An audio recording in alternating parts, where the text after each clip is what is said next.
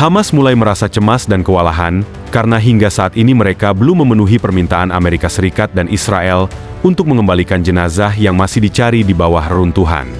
Saat ini, Hamas berjuang keras, karena jika mereka tidak dapat mengembalikannya, konsekuensinya akan sangat besar. Israel telah mengepung dan memantau Hamas dari 40 pos yang dibangun di sepanjang perbatasan, yang dikenal sebagai garis kuning. Jika Hamas tidak memenuhi tuntutan tersebut, gencatan senjata akan batal dan Israel akan kembali menyerang Hamas tanpa ada negara yang dapat menahan mereka. Selama ini, Israel menunjukkan kesabaran karena Amerika menahan agar Hamas diberikan waktu untuk mencari jenazah tahanan Israel yang belum dikembalikan. Namun, jika permintaan ini tidak dipenuhi, Amerika akan melepaskan tanggung jawabnya, dan Israel akan melancarkan serangan terhadap Hamas. Inilah saat di mana Hamas benar-benar berpotensi hancur. Bagaimana sahabat zona populer? Apakah kita perlu mengasihani Hamas? Atau sebaliknya, mereka harus dihancurkan? Berikan pendapat Anda di kolom komentar. Setelah penantian gencatan senjata yang rapuh, Presiden Amerika Serikat, Donald Trump, mengeluarkan ancaman baru terhadap Hamas. Trump menyatakan bahwa kelompok tersebut telah menyembunyikan jenazah para sandera. Ia juga memperingatkan bahwa tindakan Hamas akan diawasi dengan sangat ketat selama 48 jam ke depan. Pernyataan tersebut disampaikan melalui media sosial saat ia bertemu dengan Emir dan Perdana Menteri Qatar di pesawat Air Force One. Qatar diketahui berperan sebagai mediator utama dalam kesepakatan gencatan senjata antara Israel dan Hamas yang mulai berlaku awal bulan Oktober 2025. Perjanjian tersebut mengharuskan Hamas untuk memulangkan semua sandera, baik yang masih hidup maupun yang telah meninggal. Setelah pertemuan tersebut, Trump menyatakan bahwa Qatar siap mengirim pasukan untuk mendukung stabilisasi internasional di Gaza jika diperlukan. Ia menegaskan bahwa Qatar merupakan sekutu dan pemain kunci dalam menjaga stabilitas regional. Trump juga menyebutkan bahwa saat ini ada sekitar 59 negara yang terlibat dalam upaya menstabilkan Gaza, termasuk Arab Saudi, Uni Emirat Arab, Qatar, Turki, Indonesia, Yordania, dan Mesir. Namun, ia tidak memberikan tenggat waktu kapan pasukan multinasional akan dikerahkan. Dalam peringatannya, Trump menegaskan bahwa jika gencatan senjata gagal, Hamas akan sepenuhnya bertanggung jawab. Dalam unggahan di Truth Social, Trump menyebutkan bahwa saat ini terdapat perdamaian yang sangat kuat di Timur Tengah. Namun Hamas harus segera menyerahkan jenazah para sandera kepada Israel. Ia menekankan bahwa jika Hamas tidak memenuhi kewajibannya, mereka akan menghadapi konsekuensi. Menteri Luar Negeri AS, Marco Rubio, yang turut hadir dalam perjalanan diplomatik ke Israel, menegaskan bahwa wilayah Gaza akan didemilitarisasi secara menyeluruh. Menurutnya, semakin sedikit kekuatan militer Hamas, semakin besar peluang untuk menciptakan zona perdamaian di wilayah tersebut. Namun, sejauh ini, Hamas baru membebaskan 15 jenazah dan 20 sandera hidup, sementara 13 jenazah lainnya masih ditahan di Gaza. Hamas mengklaim bahwa mereka tidak dapat mengakses semua jenazah. Namun pejabat Israel menilai bahwa Hamas masih mampu mengembalikan sebagian besar dari mereka. Seorang pejabat senior Hamas berjanji untuk memperluas pencarian jenazah sandera yang masih belum ditemukan. Khalil Al-Hayya, kepala negosiator Hamas, menyatakan bahwa tim pencari akan memasuki wilayah baru di Gaza untuk menemukan mereka. Ia mengungkapkan keinginan untuk tidak memberikan Israel alasan untuk memulai kembali perang. Israel juga sedang melakukan pencarian di wilayah Gaza yang dikuasainya dengan bantuan informasi intelijen dan tim Mesir yang turut masuk ke Gaza untuk membantu proses pencarian. Tim Mesir sudah memasuki Gaza dengan izin Israel untuk membantu mencari jenazah para sandera yang masih hilang. Israel menilai bahwa Hamas masih menahan informasi tentang lokasi para sandera dan menolak menyerahkan jenazah secara penuh, yang dinilai melanggar perjanjian gencatan senjata. Di sisi lain, pada Sabtu, 25 Oktober 2025 malam, ribuan warga Israel berunjuk rasa menuntut pemulangan para sandera, baik yang masih hidup maupun yang telah meninggal. Media lokal melaporkan bahwa 2 jenazah diperkirakan akan dipulangkan pada minggu berikutnya. Tekanan internasional semakin meningkat, dan menurut laporan, Hamas diperkirakan akan memulangkan 2 jenazah lagi dalam waktu dekat. Jika Hamas gagal menunaikan janjinya, Trump memperingatkan bahwa mereka akan menghadapi konsekuensi yang sangat serius. Selain ketidakberhasilan Hamas dalam mengembalikan jenazah tentara Israel, mereka juga gagal melakukan pelucutan senjata. Hal ini menimbulkan risiko besar terhadap kemungkinan batalnya gencatan senjata, mengingat pelucutan senjata merupakan salah satu poin penting dalam kesepakatan tersebut. Baru-baru ini, Israel membangun 40 pos militer di sepanjang garis kuning yang ditetapkan, batas yang tidak boleh dilalui oleh warga Gaza, termasuk kelompok Hamas. Selama gencatan senjata, Angkatan Pertahanan Israel, IDF, tetap mempertahankan kehadirannya di lebih dari separuh wilayah Gaza.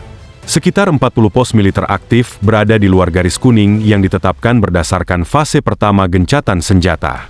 Pos-pos ini membentang dari Gaza Utara hingga Rafah di selatan, dengan beberapa dibangun selama konflik dan lainnya baru dibangun saat gencatan berlangsung, menunjukkan bahwa Israel siap untuk melakukan serangan jika diperlukan.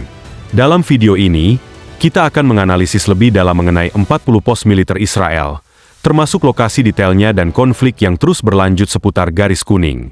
Perhatikan peta ini.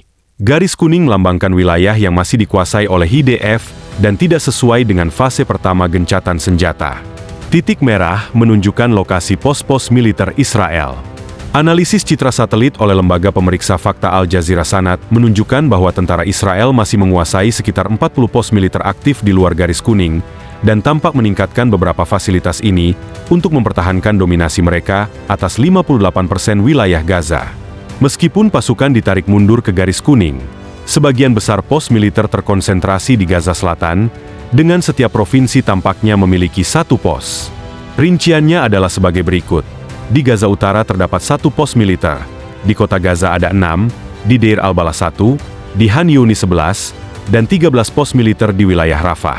Salah satu pos militer paling menonjol di kota Gaza, terletak di puncak Bukit Al-Muntar di lingkungan Sujaya. Gambar antara September dan Oktober menunjukkan bahwa pangkalan tersebut telah diaspal. Sejak gencatan senjata dimulai pada 10 Oktober 2025, hampir 100 warga Palestina telah tewas dalam serangan Israel di seluruh jalur Gaza. Mengutip Al Jazeera, beberapa serangan terjadi di dekat garis kuning. Garis kuning ini adalah zona yang digambarkan oleh Presiden Amerika Serikat Donald Trump dalam peta baru Gaza yang dipresentasikannya kepada pemimpin Arab dan negara-negara Muslim pada akhir September lalu.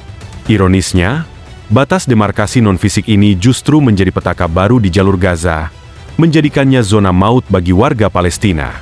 Melansir Anadolu Agency pada Senin, 20 Oktober 2025, kantor media pemerintah di Gaza melaporkan bahwa Israel telah melanggar kesepakatan gencatan senjata sebanyak 80 kali sejak dimulai pada 10 Oktober 2025. Dalam pernyataannya, otoritas Gaza menyebut pelanggaran ini sebagai tindakan terang-terangan yang melanggar hukum humaniter internasional.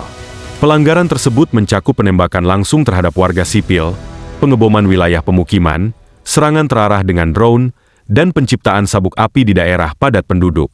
Selain itu, penangkapan warga sipil juga dilaporkan terjadi di berbagai titik di jalur Gaza. Dilaporkan bahwa pasukan Israel menggunakan berbagai alat tempur untuk melancarkan serangan, termasuk kendaraan lapis baja, tank yang ditempatkan di tepi permukiman, alat elektronik dengan sistem tembak jarak jauh, hingga pesawat tempur dan drone. Sejak dimulainya gencatan senjata, sebanyak 97 warga Palestina tewas dan 230 lainnya terluka akibat serangan Israel di jalur Gaza. Israel juga melancarkan serangan udara skala besar yang menargetkan posisi Hamas. Perdana Menteri Israel, Benyamin Netanyahu, menyatakan bahwa pemerintahnya telah menyetujui garis besar proposal yang diajukan oleh utusan AS, Steve Witkoff, sementara Hamas tetap menolak rencana tersebut. Witkoff juga menolak tuntutan Hamas, menyebutnya tidak dapat diterima. Israel mengancam akan mengalahkan Hamas dan melanjutkan serangan di Gaza, serta menuntut pelucutan senjata lengkap kelompok Hamas dan pembubarannya sebagai kekuatan militer dan pemerintahan, serta pemulangan seluruh 58 sandera yang masih tersisa. Maka kesimpulan yang kita ambil adalah Hamas memberikan ruang kepada Israel lagi untuk menyerang seperti pada Minggu, 18 Mei 2025. Israel meluncurkan operasi militer terbaru di jalur Gaza yang dinamakan Operasi Kereta Perang Gideon Chariot. Operasi ini dilaksanakan dengan dalih untuk meredam kekuatan Hamas di wilayah tersebut, namun pelaksanaannya ditandai dengan serangan masif yang tidak pandang bulu. Di sisi lain, Para pemimpin Hamas di Gaza menegaskan bahwa mereka siap melanjutkan pertempuran dalam jangka waktu yang lebih lama jika diperlukan. Namun, jika perang terus berlanjut, ketidakpuasan di antara 2 juta warga Palestina mungkin akan meningkat. Sebuah jajak pendapat yang dilakukan awal tahun 2025 menunjukkan bahwa kelompok ini telah kehilangan sebagian dukungan di tepi barat dan Gaza. Meskipun demikian, mayoritas warga Palestina menentang pelucutan senjata dan tetap mempercayai kelompok perlawanan bersenjata.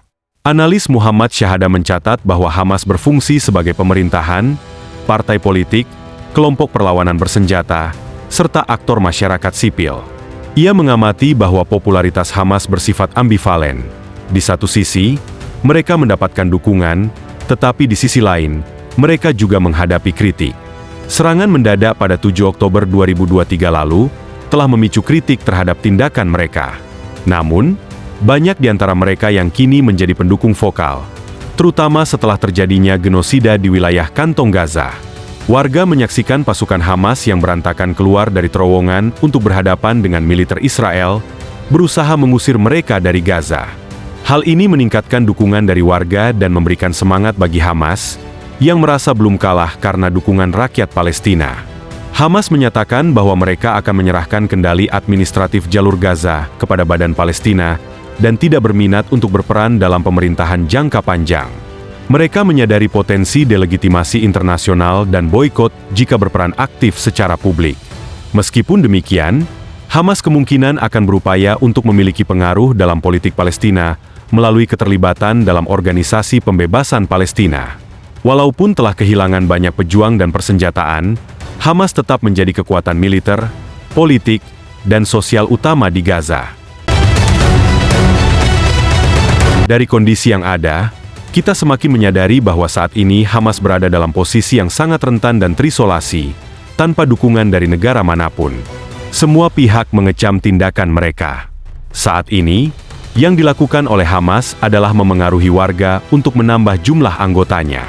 Saya yakin, dalam waktu dekat, Hamas akan semakin melemah, terutama dengan kesiapan Israel untuk menyerang kapan saja melalui 40 pos yang telah disiapkan. Terima kasih telah menyaksikan Zona Populer. Semoga informasi ini bermanfaat bagi Anda. Terima kasih.